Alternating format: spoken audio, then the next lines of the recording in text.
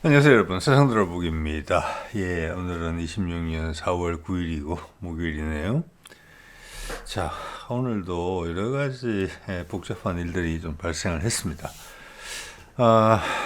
그 중에서 저는 이제 묘하게 타고 넘어간다 이런 느낌을 좀 받았거든요. 그래서 오늘 내용은 뭐라고 할까, 조금 더 개인적인 어떤 추정이 좀 많이 들어간 부분입니다만은 어떤 그런 식으로 해석될 수 있는 신호는 많이 있다. 그래서 같은 신호를 가지고 많은 언론들도 그렇게 해줬으면 한다는 그런 뭐 기대감도 있지만, 일단 어떤 그런 기미가 보였기 때문에 일단 말씀을 한번 드려볼게요. 뭐 계속 채널을 보시는 분들이라면은 어렵지 않게 제가 말씀드리는 신호만을 보여드렸을 때 비슷하게 느끼시리라고 저는 생각을 합니다. 자, 지금 트럼프의 시간표 중에서 가장 중요한 것은 오늘 뒤에 이제 보여드리겠습니다만은, 그 모닝 컨설트 미국에 한 달에 한 번씩 나오는 21개국 세계 정상 국정 지지율 조사에서 39%가 나왔어요. 지난달과 같아요. 자, 이것은 이제 일단은 39%라는 수치 자체 상당히 위험한 수치다. 간당간당하다 이렇게 볼 수가 있고, 어, 왜냐면 예전에 바이든 때 초기에 36%가 되겠었거든요. 일부 여론조사에서 그러니까 민주당 내부에서 탄핵 이야기가 나왔고, 그래서 지금 여기 언론에 비치는 트럼프 탄핵 이야기는 허언은 아닙니다. 그러니까 위험한 거죠. 그러니까 지난달과 동일했다는 것은 이란 전쟁을 통해서 내부의 어떤 전쟁이라는 상황이기 때문에 결집은 아니지만 버텨냈다. 실상이 좀 드러나면 상당히 위험해질 수 있다. 그리고 제가 봐서는 이제 아까 좀 전에 말씀드린 것처럼 트럼프의 시간표는 빠듯하다 라는 것이고, 자, 어제도 제가 프랑스가 130톤의 금을 다 빼갔다라는 부분, 이걸 분명히 미국 내 달러 자본의 어떤 흔들림, 이하고 분명히 상관이 있다고 봅니다. 그것과 이스라엘과의 상관관계. 그러니까 지금 트럼프는, 오늘 조금 함축적으로 말씀드릴게요. 그렇지 않으면 너무 또 시간이 길어지니까 오늘은 좀 짤막하게 말씀드리고 싶네요. 비유를 통해서 그냥 지뢰바스틀 단검 하나 들고 빠져나가는 식은땀 흘리면서 그런 상황이라고 보시면 될 것 같아요. 이스라엘을 잡고 늘어지는 부분이 분명히 있고, 이스라엘이 지금 이란과의 휴전에 대해서 저항하는 느낌을 주고 있죠. 레바논을 강하게 때리면서. 그런데 휴전 이야기를 해놓고, 휴전의 내용이라는 것은 뭐 여기는 10가지 조건, 15가지 조건 어쩌고 저쩌고, 뭐 호르무즈 해협을 뭐 연이 닿니, 거기다가 뭐 통행료를 받니 마니 이렇게 하지만 기본적으로는 뭐 정해져 있는 것입니다. 두 나라가 그냥 적대 관계를 해소하는 걸 거예요. 원상 회복되는 게 아니고. 그게 큰 차이일 겁니다. 네. 그래서 전체가 지금 뭐라고 할까, 조절이 되고 있다. 오케스트라를 조율하듯이 그렇게 하고 있다. 이번엔 네가 빵 터뜨려. 이번엔 네가 부드럽게 갔다가 세게 갔다가. 저는 그런 그림이라고 보고, 여전히 보면 볼수록 핵심은 북한과의 관계 개선이다. 자, 이란과의 관계 개선이라는 부분에 있어서 지금 이제 휴전이 2주일간 하기로 했고 협상을 해야 될 것인데, 일단 끝날 가능성이 많다고 보고요. 5월 15일, 5월 중순에 중국을 가기 전에 분명히 해결하려고 할 것이라고 봅니다. 미국의 주도로. 그러면서 몇 번에 걸쳐서 오늘 하루만 하더라도 트럼프가 과거에 쭉 해오던 말을 번복하는 듯한 표현들이 많이 나왔어요. 그러면서 방향을 또 꺾으려고 하거든요. 언론에 그걸 짚어주지 않죠. 그들이 보도도 해놓고서는. 네. 자, 이란과의 협상에 부통령을 내세웠어요. JD 벤스를. 그래서 저는 이것은 JD 벤스라고 그러면 미국의 2인자죠. 그래서 지금 위트코프 특사나 쿠셔너라고 트럼프의 사위가 하는 것과는 다르다고 봅니다. 결이. 예, 그래서 이거는 끝내려고 한다는 부분이 강한데 이것을 이란을 종전을 하면서 북한과의 관계 개선을 위한 전제 조건을 충족시키려는 움직임이 보인단 말이에요. 주한미군 철수, 나토 동맹국들을 비난하고 한국을 비난하면서 날 도와주지 않았다고 그러면서. 네. 이게 오늘 좀 중요한 포인트인 것 같습니다. 자, 제가 오늘 BTS 훌리건 뮤직비디오 인상적으로 봤기 때문에 그 사진을 걸었습니다. 지금 오늘 드리는 말씀 내용과 또 분위기가 비슷한 것 같아요. 이렇게 이제 RM이 저희 사용하고 있는 마이크에 줄이 엄청나게 얽혀 있죠. 그리고 뒤에 군중들은 방향이 제각각이죠. 지금 상황이 그렇습니다. 근데 이게 다 소위 말하는 안무에 의해서 정해진 거잖아요. 자, 오늘 이런 이야기가 보이더라고요. 제 눈에 띄어서 제목만 가져왔습니다. 무슨 내용인지는 잘 모르겠지만 제목이 거의 다 적혀져 있죠. 일제가 부순 자리였다. 경복궁 월대 복원됐죠. 예. 그러면서 이제 이분이 그거를 복원한 건축가라고 말씀을 하시고 식민지를 겪은 나라의 팬들은 다 울었다. BTS가 왕의 길로 택한 이유. 이렇게 이야기했거든요. 제가 이제 눈에 가는 것은 일제가 부순 자리였다. 일제가 부쉈고 맞죠. 예. 그 뒤에다가 광화문 뒤에다가 일제에 한국 그 식민지 청사를 지었었으니까요. 지금 나이가 어리신 분들은 아마 기억을 못 하실 거예요. 근데 제가 중학교 2학년 때 서울에 수학여행을 갔을 때 분명히 그때는 중앙청이 그때 있었습니다. 그 자리에. 김영삼 때 없어졌죠. 그런데 여기서 이런 걸 보면 제가 꼭 말씀을 드리고 싶어요. 경복궁은 조선이 생기고 만들어졌고 그 다음 임진왜란때 불탑니다. 임진왜란때 불이 타고 그러니까 한 300~400년 동안은 폐허였어요, 여기가. 그래서 뭐 창덕궁이 아마 주 궁전 역할을 했을 거예요. 그 임진왜란 때 일본이 태웠느냐? 일본군이 와서. 아니에요. 물론 일본군이 와서 태웠겠죠. 조선의 상징이니까. 그런데 선조가 나라를 버리고 임진강을 밤에 건너갔죠. 도망을 하면서 저기 북쪽으로 도망갔잖아요.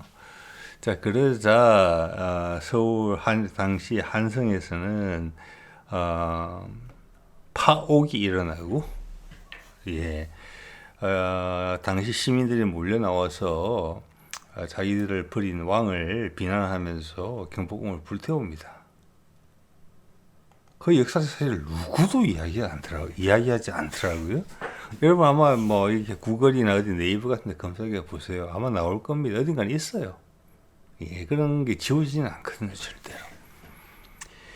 자, 그래서 저는 그런 사건을 통해서 뭘 보느냐 하면은 우리가 아직도 그런 이야기가 우리한테 전면에 등장해 줘야 돼요. 그리고 우리 뭐 소설이나 영화 같은 배경으로 사용이 돼야 돼요. 그런 내용이. 그게 이것은 우리가 여태까지 마지막에 동학혁명까지 이어지는데 조선 중기 이후에 임진왜란과 병자호란 이후에는 그냥 정신이 없었어요, 나라가. 예, 그래서 결국 나라까지 뺏긴 거잖아요, 통째로. 우리 역사 일에 그런 적이 없었어요. 우리 아이덴티티를 완전히 잃어버린 적은. 그래서 조선이라는 나라를 어떻게 봐야 되느냐? 당연히 비관적으로 봐야 되죠, 비판적으로. 그런 일을 한 조선 왕조 마지막 500년, 중국의 사상을 수입해서 그대로 적용할 이상사회를 만들려고 했던 그 사대부들. 그 사대부들의 후손들이 지금도 무슨 가문이니 저런 가문이니 이런 가문이니 이렇게 하고 있는 거잖아요. 그 사람들이 고려시대, 삼국시대에는 신분이 뭐였겠습니까?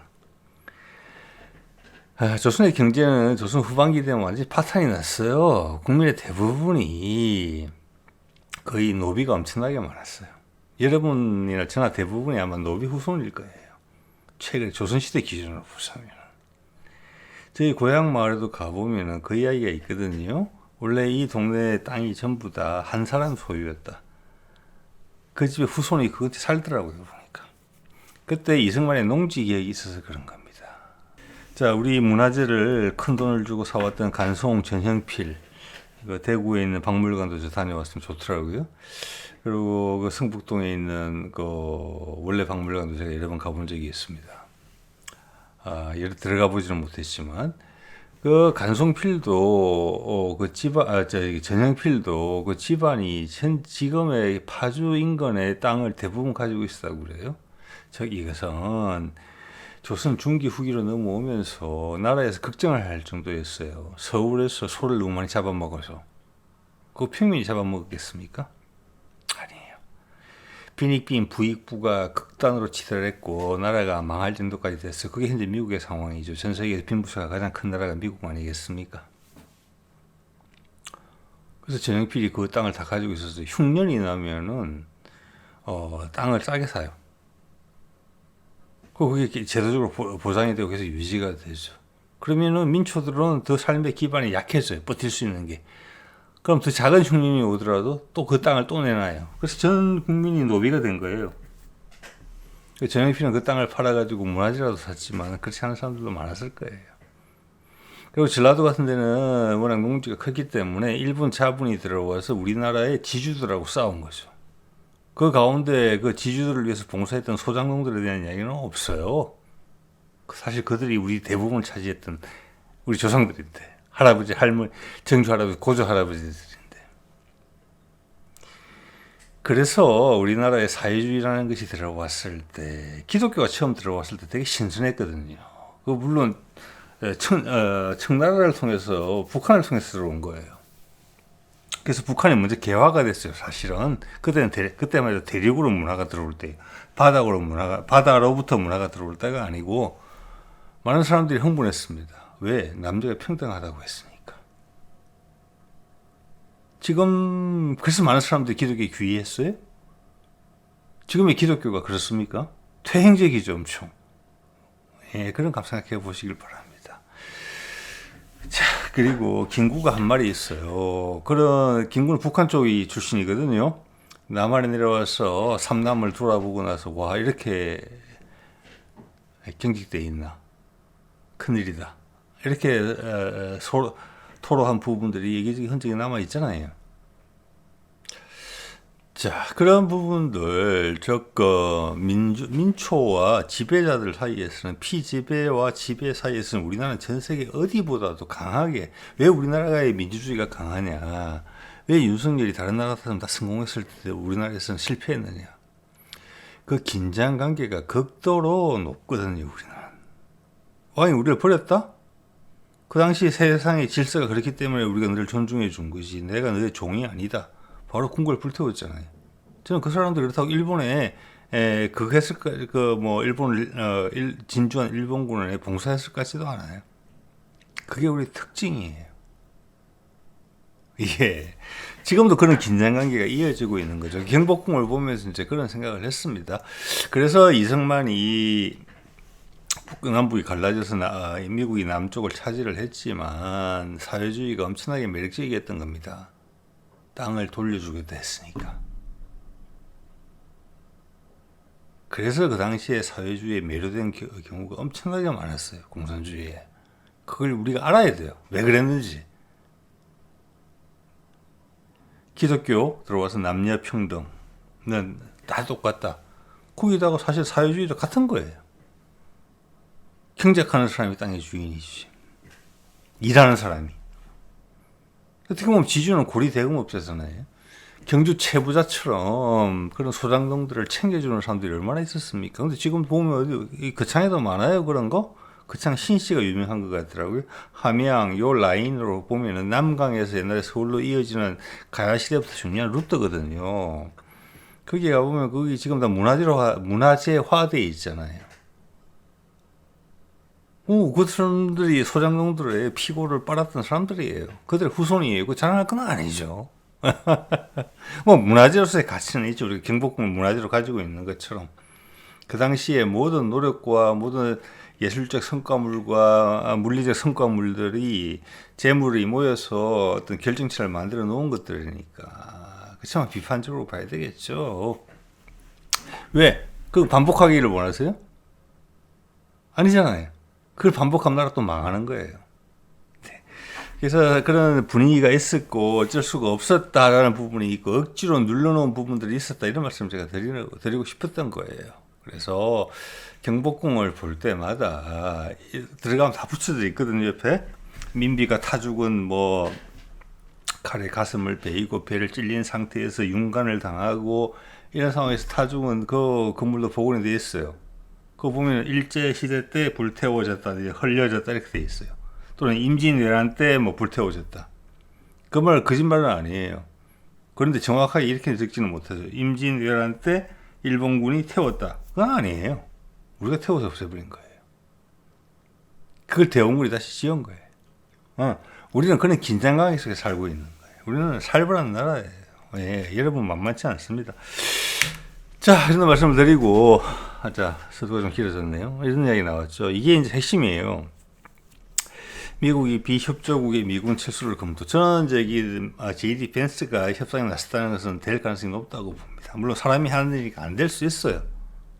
그렇지만 가능성은 높다고 봐요. 더 이상 장난치지는 않는 거죠. JD 펜스가 협상한 내용을 트럼프가 갈아엎기는 어려울 거라는 이야기를 제가 드리는 거예요. 이번에 미국을 도와주지 않은 나라들한테 미국은 철수를 검토한다? 옛날부터 하던 일이에요. 나토? 우리 안 한다. 이야기 했잖아요. 유럽은 우리 단물만 빨았지 방위는 우리가 다 해주고 적게 트럼프의 기본적인 생각은 푸틴과의 적대 관계는 해소된다는 거예요. 그럼 당연히 미군 빼야지. 돈 아끼려고 그러는 거니까. 한국에서 이미 뭐 아파치 헬기 부대 하나 뺐잖아요. 그런데 이걸 재차 강조했을 거예요. 강조한 거예요. 자기가 언제 나토를 버려놓고 나토가 나를 안 도와준다. 이건 말이 안 되는 거죠. 이것은 뭔가 이유가 있다는 거예요. 그러면서 한국을 들고 들어갔거든요. 자, 지금 트럼프가 어떤 말을 하고 어떤 결정을 하는지 여러분이 여러 달 쭉 봐오셨잖아요. 그죠? 그럼 이렇게 하면서 한국이 갑자기 미국 철수해버리겠다. 한국 내에서는 전시작전 통제권, 전자권 돌려받겠다고 금년에 반드시 하겠다. 이런 분위기가 강하게 풍겨서 나오는 거 여러분 보셨잖아요. 그거랑 맥락이 같은 거예요. 그것은 북한과의 관계 개선을 위한 전제 조건이죠. 이걸 이렇게 몰아가는 것은 트럼프의 재능이라고 보셔야 돼요. 그것도 천재적인. 네. 밑에 이런 얘기 나왔죠. 위에 건 이남뉴스, 그 밑에는 이제 YTN인데 한국이 미국 안 도와줬다. 다음 타겟은 주한미군 옮기겠다는 뜻이죠. 후 며칠 전에 이재명도 이야기했잖아요. 전자권 돌려받겠다. 미국 부담이 많은 걸 우리가 지겠다. 한반도 주변을 우리가 지키겠다. 국방비도 많이 늘릴 거다. 일본한테 그런 이야기 안 하잖아요. 일본은 절대 안 넣어줄 겁니다. 일본 사람도 경험했거든요, 미국이. 자, 그래서 이것은 이란전을 끝낸 후에 북미 관계 개선으로 바로 갈 수 있다라는 것이 지금 깔려 있고, 제가 채널에서 추정하는 대로 일단의 목표는 1차적인 목표, 그리고 1차적인 목표라기보다는 그렇게 돼야만 되는 거예요. 트럼프한테는. 트럼프가 정권을 잃고 정치적으로 위기가 닥치면 모든 게 물거품이 되거든요. 그럼 세상이 또 위험해져요. 그러니까 엄청 중요한 거예요. 그래서 시진핑과 만날 때 세계 평화를 위한 메시지를 가지고 쫙 가야 돼요. 그래서 시진핑하고 대타협을 하는 것입니다. 자, 그래서 이건 중요한 것입니다. 그때까지 북한까지도 해결한다. 북한을 제가 몇 번 말씀드립니다만은 중국의 도움을 받아서 북한과 관계 개선을 한다. 이건 있을 수 없는 일이에요. 네. 좀 전에 들었던 이승만 이야기를 마무리를 해보면은 그 사회주의가 우리나라에 소개됐을 때 전 세계가 엄청나게 매력적으로 느꼈다는 겁니다. 너무 이상적이었고 비현실적이었던 부분이 있었지만 왜냐하면 어떤 농사가 다 했을 시절이잖아요. 예. 그래서 남북이 갈라졌고 남쪽을 미국이 차지하고 이승만을 세웠지만 거기서 엄청난 부담을 느꼈던 겁니다. 왜냐하면 남한의 경제, 그 당시 농사가 대부분이 벼농사가 그게 한쪽으로 너무 몰려 있었기 때문에 그래요. 아까 전형필 같은 스타일, 경주 최부자, 각 지역마다 그런 사람들이 다 있었습니다. 대부분. 그래서 말씀드렸잖아요. 제 시골 마을에 그 수많은 농지들도 다 한 집안의 소유였어요. 그래서 그걸 이승만이 그대로 끌고 갈 수가 없었기 때문에 농지 개혁을 통해서 거의 지주들 재산을 빼들듯이 했을 거예요. 그래서 갈라주게 됩니다. 자, 그리고 우리 잘 모르잖아요. 그죠? 자, 지금도 부동산 손대고 어떻게 이렇게 한다는 게 우리가 경제 개발한 지난 수십 년간 세상의 선진국이 됐는데 그 성과물이 전부 다 부동산의 형태로 농축이 되어 있는 거예요. 네. 그러면서 지금 우리는 다른 것을 원하고 세계의 한 플레이어가 되기를 원한단 말이에요. 전 세계 어디도 그런 걸 원치 않을 거예요. 그것은 돈이 많이 풀린 게 그게 잠복돼 있어요. 그래서 그 돈을 흡수해요. 이렇게. 그래서 인플레이션 같은 것을 떨구는 그런 역할도 하지만 조선시대 말처럼 갈라요. 지주화되는 거죠. 몇몇이. 그럼 나라 망하는 거예요. 일본에서 나라 뺏긴 것처럼. 그걸 누가 잘 해결해 이 문제예요. 새로운 기술, 기업에 그걸 돌려주겠다는 거죠. 돈의 방향을 바꾸겠다는 거죠. 그 세상을 좀 더 평등하게 만들어서 에너지를 충진하겠다는 거예요. 포기하는 사람이 없게. 자, 그것을 남북 교류의 확대라는 부분과 접목시켜서 해결하겠다는 거예요. 그러면 우리나라가 향후 현재도 뭐 세계 5위권 안에 든다고 봅니다만은 선도국가로 바로 올라갈 수 있어요. 향후 50년, 100년지 대계를 결정하는 부분이에요. 우리의 분배 구조를 재정립해야 돼요. 그것이 이재명이 하는 일이에요. 네. 자, 그래서 그때 이승만이 했던 농지개혁, 화폐개혁, 제 어릴 때도 가끔 어디 보면은 그 옛날 돈들이 있었습니다. 예, 지금은 이런 보신 분들이 잘 없으시겠지만, 동전이 있었어요. 가끔 가다 보면. 자, 그래서 나토 지각변동, 미군 철수, 기지 폐쇄 방안 검토 이러면서 우리나라 이야기를 했거든요. 예. 이스라엘 내부는 격분이고 전쟁 승리 코앞인데 대혼돈 거짓말이죠. 예, 네타냐후는 격분했을 건데 이스라엘 국민이 격분했는지 잘 모르겠어요. 전쟁 승리가 코앞이다? 그럴까요? 지상병력 보낼 수 있을까요? 호르무즈 해협을 이란이 관리를 하는데 거기 왜 미국 군함이 들어가서 잠수함이 들어가서 세계의 경찰 역할을 못 해줄까요? 지난 수십 년을 해왔던 그 역할을. 그렇게 한번 생각해보세요. 다른 각도에서. 그렇게 못하는 거잖아요. 미국 항공모함이 가까이 못 가는 거잖아요. 그렇게 뭐 기대를 깔았던 뭘 했던 그게 엄연한 사실이에요. 자, 이렇게 되면은 네타냐후는 이용당한 거예요. 결과적으로는 제가 뭐 늘 드리는 말씀입니다만 살기 위해서 필요하거든요. 그리고 미국 달러를 많이 가지고 있는 유태계 자본이 여기에 몰빵을 할 수 있도록 해놓고 발을 탁 빼버린단 말이에요. 네타냐후는 레바논 공격했지만 더 이상 할 수 있는 건 별로 없을 거예요. 지금 아이언돔 방공 시스템도 다 소모됐어요. 그런 게 한두 달 만에 생산되는 게 아니에요. 다. 미국이 싹 빠지고 이란과 1대1로 붙는다고 생각해 보십시오. 뭐 그럴 가능성은 낮지만 안 돼요. 네, 확 빠지는 거예요. 그게 트럼프의 특기예요. 그리고 네가 알아서 결정해라. 미국의 말을 쫓을 수밖에 없는 거예요.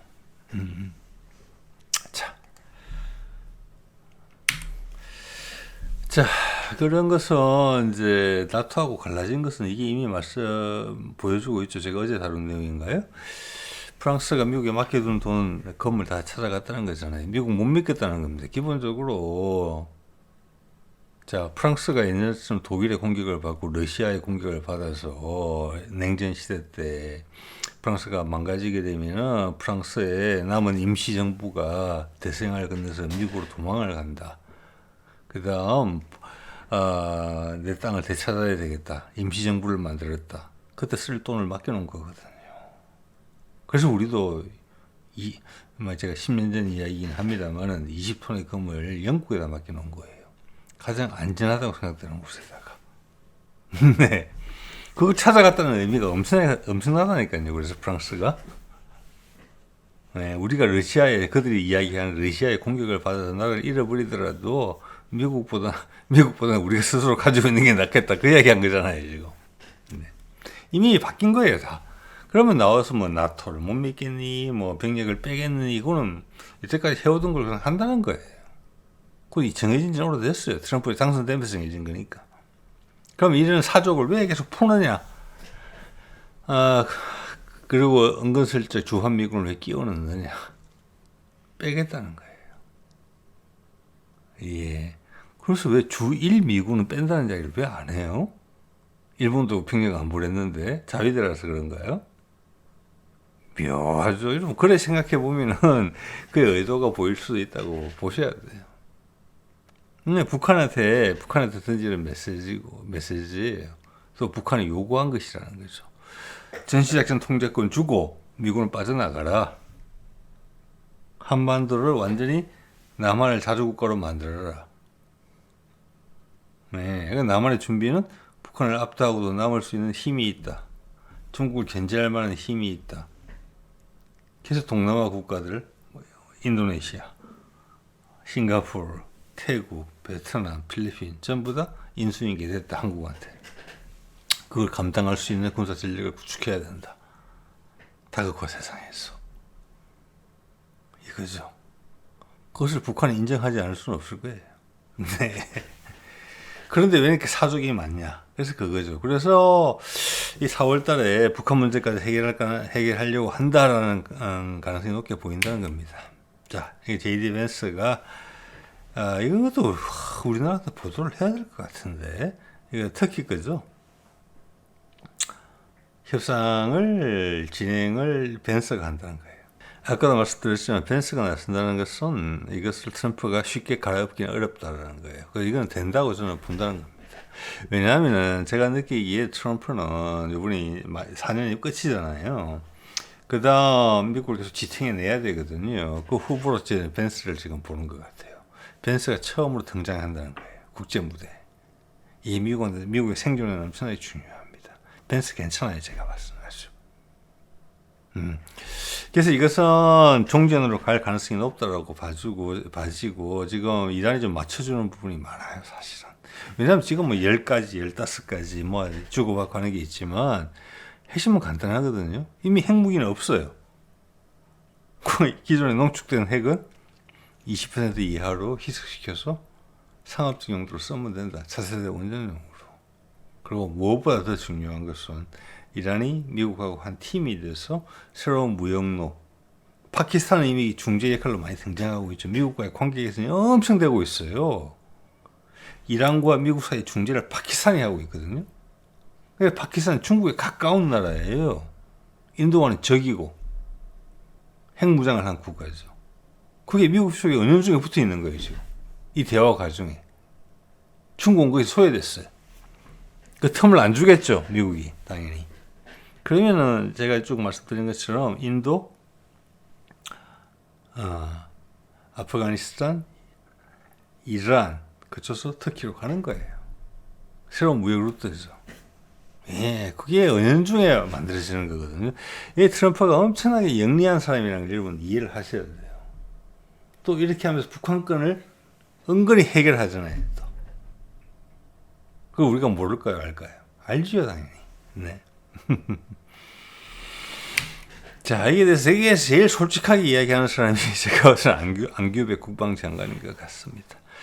여기 보면은 3월 31일, 아마 일주일 좀 넘었네요.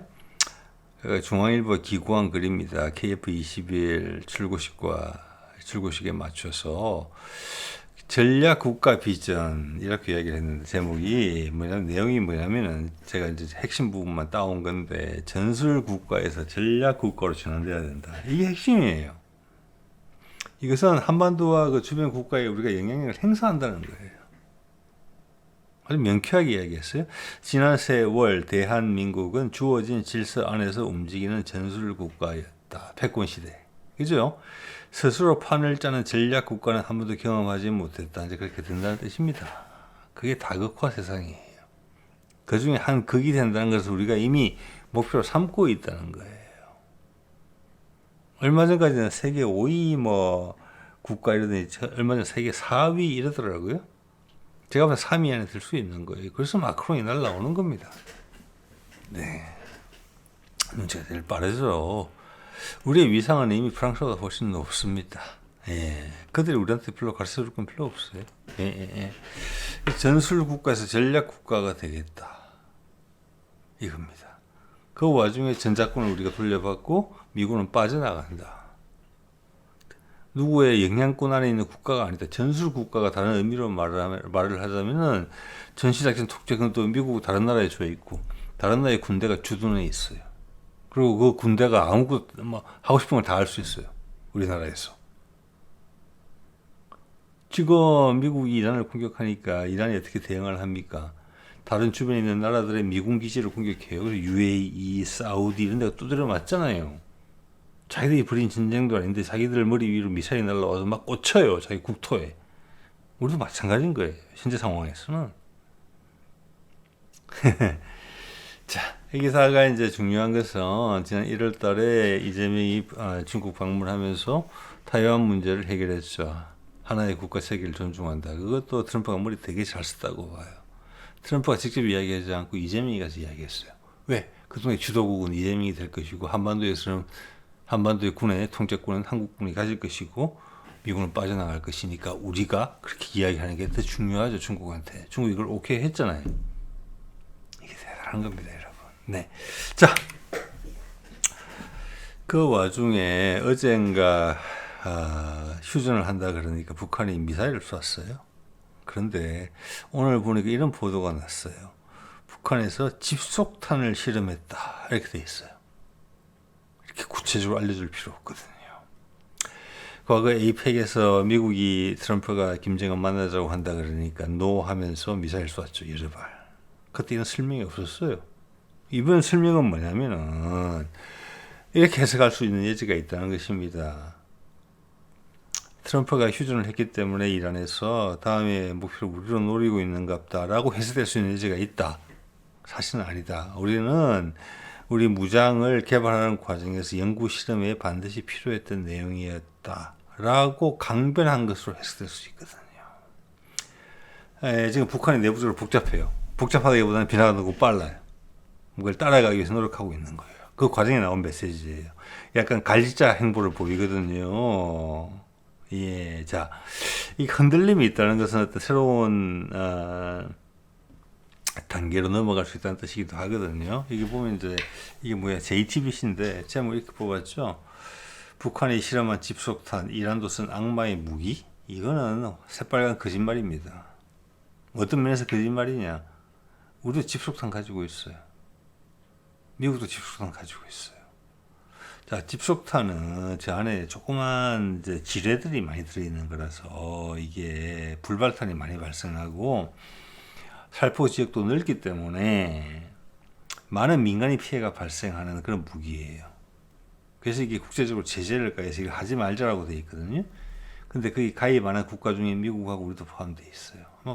북한도 가입 안 돼 있겠죠. 그러니까 제 말은 우리도 가지고 있고 미국도 가지고 있다는 이야기예요. 그럼 우리도 악마의 무기를 가지고 있는 거예요. 다르게 이야기하면은 이건 뭔 바보 같은 발언이에요. 이런 건 정말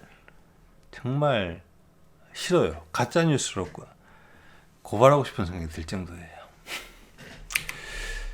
자, 그래서 엊그제 무인기 유감이다 라고 이재명이 이야기를 하니까 김여정이 김정은 솔직하고 대범하다라고 평가를 했다. 그 다음날 미사일 발사하면서는 김여정 담화의 경고다 이렇게 이야기를 해놓고 오늘은 또 그 미사일 발사의 세세한 내용, 왜 우리가 이 미사일 이 타이밍에 발사했었어야만 됐느냐의 내용을 구체적으로 설명한 거예요. 집속탄 개발을 한 것이다.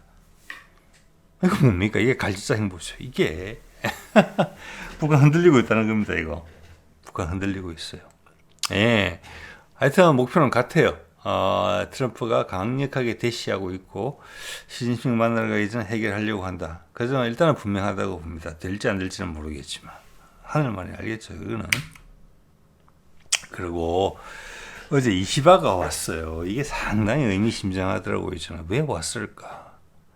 자, 안동에다가 지난번에 이제 다카이치의 고향인 오사카나 교토 근처에 방문을 했고 답방으로서 안동에 초대하겠다.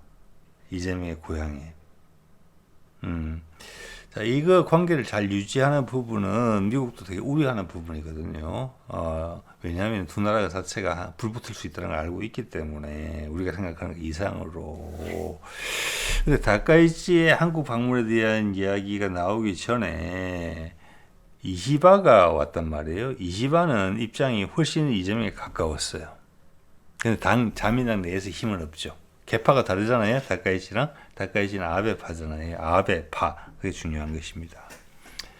그래서 뭐 겉으로 봐서는 별 문제 없지만 이시바를 이게 땡겨온 것은 우리도 어떤 메시지를 전하려고 하는 부분이 있다라는 이런 생각이 좀 들어요. 왜냐하면 이걸 거꾸로 이야기하면은 지금 북한도 지금 이제 정신없이 움직이는데 갈피를 못 잡고 정신 좀 차리겠지만 트럼프의 움직임에 대해서 다까지가 잘 모르고 있다. 이런 부분이 좀 있다고 봅니다. 우리는 당연히 알죠. 그 점에 대해서 완충 장치로서 이시바를 먼저 우리한테 말이 잘 통하는 이시바한테다가 말을 건넸다. 저는 이렇게 감히 생각하는 부분이 있습니다. 예. 자, 오늘 마침 나왔더라고요. 모닝 컨설터. 이재명 62% 국내 조사랑 뭐 크게 다르지는 않은 것 같아요. 상당히 높게 계속 올라가는 것은 상당히 드문 케이스라고 봅니다. 이렇게 돼 있고, 그 다음 트럼프가 39%예요. 이게 위험한 겁니다. 근데 이란 전쟁을 한 달 하는 동안에 지난달에 39%였거든요. 제가 좀 전에 확인해 보니까, 지금 39%. 예, 이거 어떻게든 버티고 있다고 보시면 돼요. 제가 어제 최근에 금 가격과의 상관관계에 대해서 말씀을 드리거든요. 금 가격도 더 이상 치솟지는 않아요. 예, 물론 위험한 상태긴 합니다만. 그래서 트럼프는 시간이 많이 없다는 것은 분명해요. 그러면서 벤스한테까지 바통을 넘겨줘야 되거든요. 다음 정권에서. 그래서 이번에 벤스가 나섰다. 이란과의 협상에. 이 전혀 다른 국면이라고 봐집니다. 예. 마음은 먹었죠. 그리고 G7의 주요 국가들, 그리고 다까지 조금씩 편달리 가고 있어요. 지지율이. 이거 보십시오. 꼴찌 3명. 키어 스타머 영국, 메르츠 독일, 마크롱 프랑스 꼴등 17%. 이게 G7 현실입니다. 예. 여기는 정권 교체가 되면서 다음 판으로 갈아타야 될 거예요. 이것은 트럼프가 마음대로 요리할 수 있는 부분이 버리든 붙이든 상관없어요. 이미 나토는 의미 없어요, 여기. 자, 이렇게 되면 일단은 지금 우크라이나에 대해서 미국은 돈을 끊었단 말이에요. 그래서 유럽은행에서 돈을 엄청나게 100조, 200조 정도 대출을 받으려고 했는데 그것도 유럽은행이 거부했죠. 그래서 지금 우크라이나 어떻게 도우고 있느냐 하면은 러시아에 유럽에 있는 동결자산이 있어요. 동결자산. 그것을 운용해서 거기 나는 수익금으로 우크라이나를 도우고 있거든요. 근데 지지율이 이 모양이에요. 자, 이것은 뭐 어떻게 이야기할 수 있냐면 정권 교체가 되면서 새로운 분위기로 갈 수 있다. 트럼프가 이 사람들 신경 쓸 여지가 없다. 신경 쓸 이유가 없다는 거예요. 그걸 보여주는 거예요, 데이터는. 이런 상태가 굳어진 지가 시작됐잖아요. 몇 달째. 여기서 우크라이나를 우리가 미친듯이 도우고 러시아를 막아서겠다. 이런 이야기 꺼낸다? 택도 없는 이야기죠. 네. 자, 오늘 이 정도 말씀을 드리도록 하겠습니다. 네.